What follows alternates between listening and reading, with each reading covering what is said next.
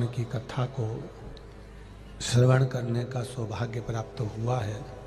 भगवान शिव जो संपूर्ण विश्व का कल्याण करने वाले हैं, संपूर्ण जगत का उद्धार करने वाले हैं, ऐसे देवाधिदेव महादेव की पावन कथा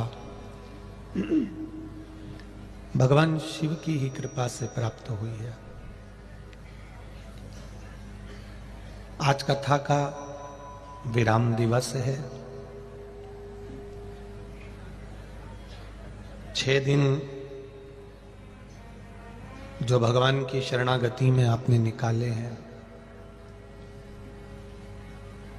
भगवान के चरणों में जो आपने 6 दिन परमात्मा को दिए हैं,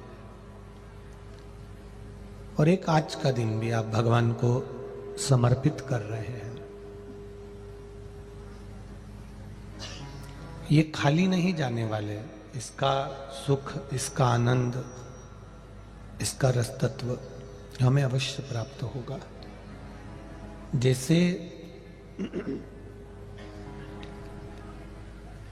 एक बेलपत्र जैसे भगवान शिव को समर्पित करते हैं तो बेलपत्र का सुख हमको मिलता है।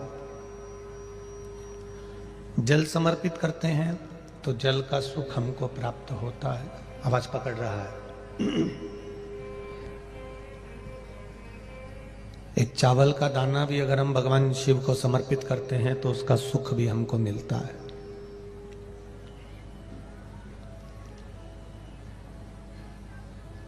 केवल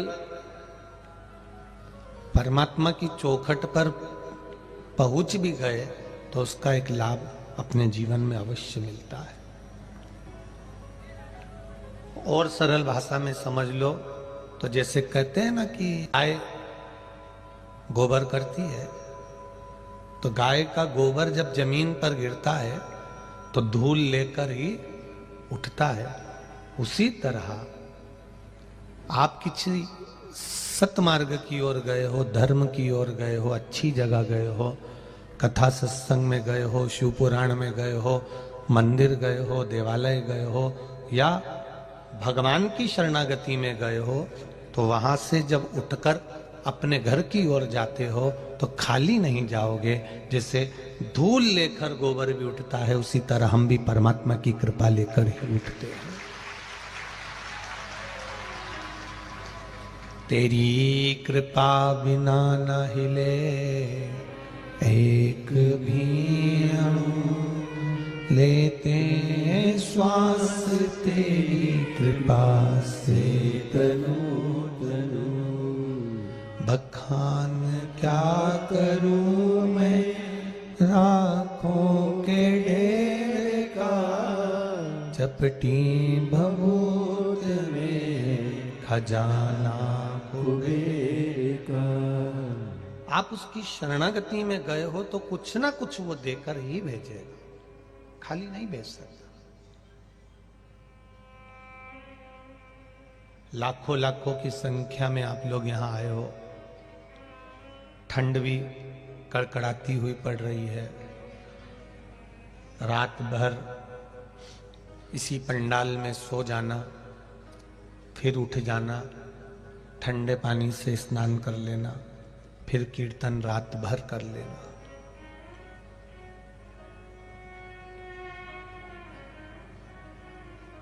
लोग कहते हैं कि वहां जाओ तो नर्मदा जी के घाट पर जाओगे तो संतों का दर्शन होगा, गंगा जी के घाट पर जाओगे तो संतों का दर्शन होगा, मंदाकिनी के घाट पर जाओगे तो संतों का दर्शन होगा, हरिद्वार, इलाहाबाद, प्रयागराज, जहां जहां जाओगे वहां संतों का दर्शन होगा।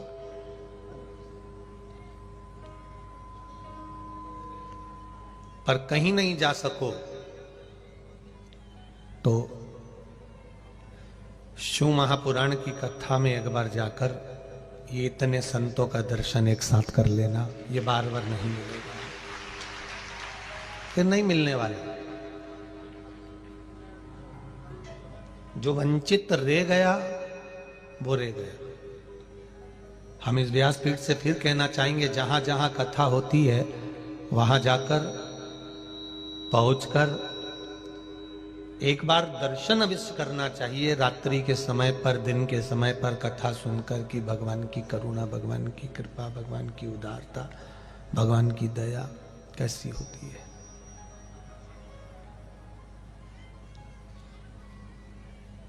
और धन्य है मेरी माताएं जो रात्रि में रुकने के लिए आती हैं, या भाई लोग कथा सुनने के लिए आते हैं, साथ में ढोलक और मंजीरे और झांझ भी लेकर आते हैं। धन्य है आप। प्रणाम। क्या चला रहे बाबा? धन्य है आप।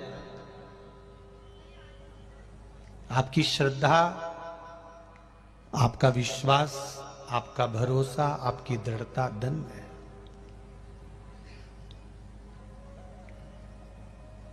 लोग 2 घंटे 3 घंटे, ये हमारे तबले वाले भैया, तिलक भैया हो चाहे ढोलक वाले भैया हो, ये 2 घंटा 3 घंटा अगर जम के बजा लें खूब जोर शोर से, सुंदरकांड होता है या रामायण होती है या कोई क्रम होता है, उसमें अगर कोई जम के ढोलक वगैरह बजा ले तो उसको दूसरे दिन ग्लूकोज की बोतल चढ़वाना पड़ जाए है?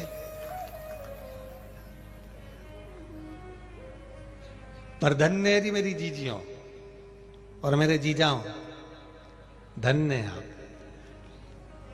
कथा विराम होती है शाम को, जैसे कथा विराम हो गई, 2-1 घंटे आप लोग मेला ठेला घूमे, भोजन वोजन करा, रात्रि को 9 बजे से जो बैठे तो सुबह की 6 कब बज गई तुम्हें मालूम ही नहीं पड़ता। लगे भजन, लगे भजन।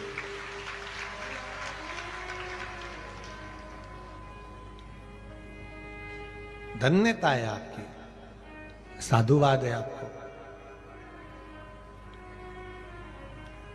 अपना कुछ समय, अपना कुछ पल, अपनी कुछ घड़ी आपने परमात्मा को दिया है।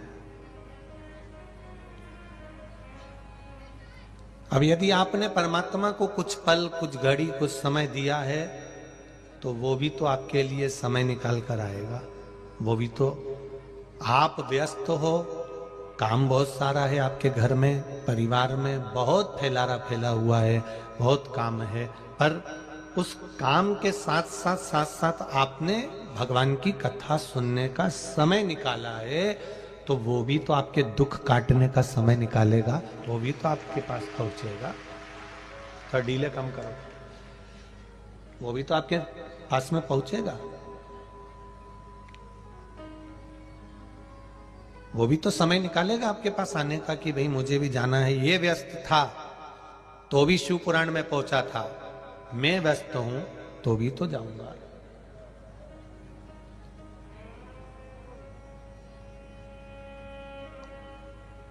ये तेरी कृपा, तेरी उदारता, तेरी करुणा, तेरी वात्सल्यता, ये तेरे चरणों का सुख है जो हमको मिल रहा है।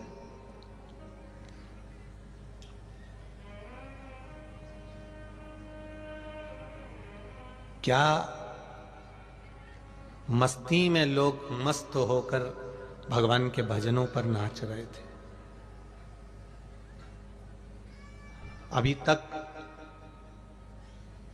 सबने देखा होगा कि शादी में डीजे बजता है तो डीजे पे नाचते हैं, ढोल बजता है तो ढोल पर नाचते हैं। पर पहली बार हमने इन नवयुवक लड़कों को, नवयुवक बच्चों को देखा कि महिलाएं ढोलक बजा रही थी और मंजीरे बजा रही थी और भजन पर नाच रहे थे। ये शिव कृपा है, ये शंकर की उदारता, ये शंकर की करुणा है।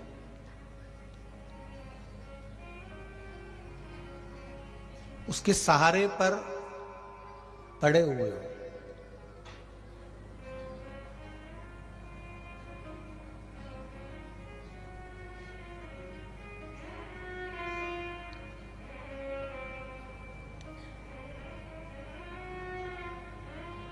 एक किसी